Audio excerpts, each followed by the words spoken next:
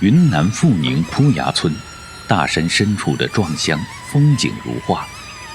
这里是古老山歌文化、坡崖歌书的故乡。壮族人的饮食中，糯米有着举足轻重的地位。用糯米做成的粽子，他们叫粽粑。在富宁壮乡，当地人最常吃的粽子是腊肉三角粽。但这里最特别的一种粽子，却是粗壮结实、形似马腿的马脚杆粽粑。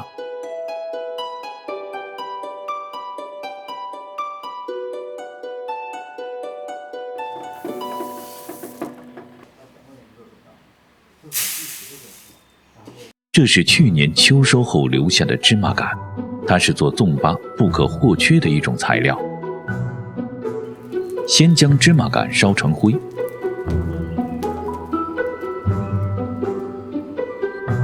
趁热拌入未经淘洗过的糯米，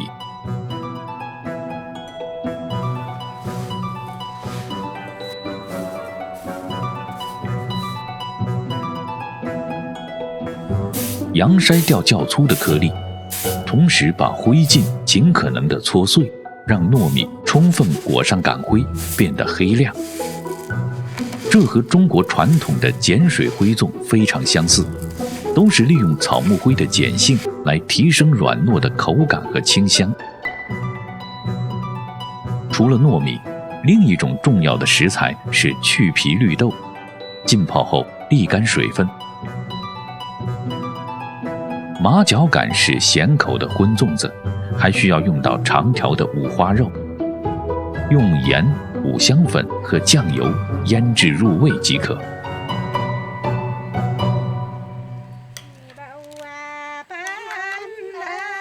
包粽粑的叶子是长在山间路边的中叶，叶形宽厚结实，清香耐煮。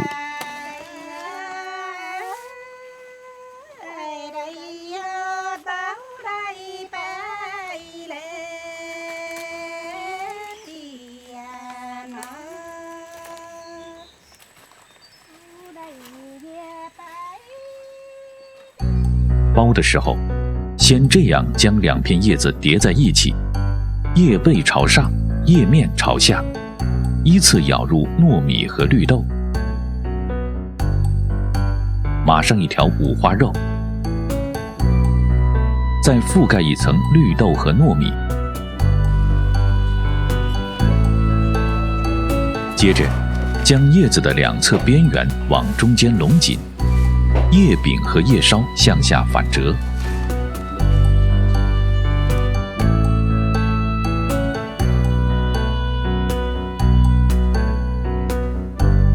最后用稻草横向扎上6道，在边缘处扭紧捋顺。稻草需提前泡过水，保持易于延展的柔韧性。当最后一圈稻草箍紧，整个粽子正好形似一只带着尾巴的马脚。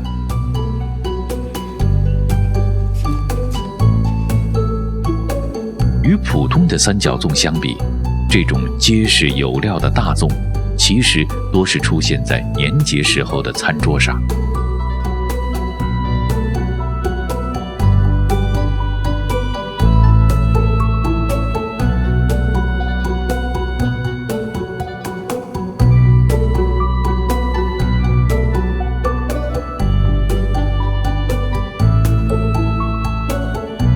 做好的马脚杆在煮之前，要先放凉水中浸泡1-2个小时。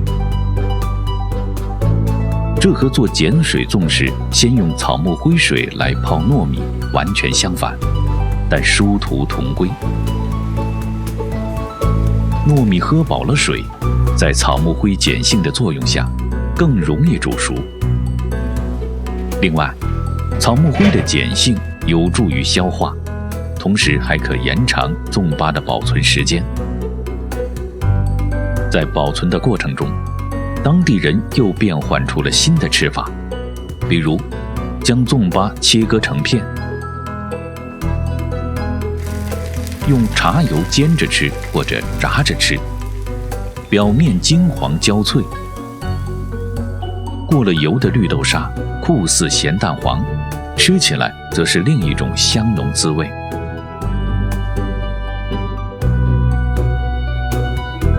壮族人悠久的稻作历史和丰富的糯食文化，都包裹在这美味的粽粑里，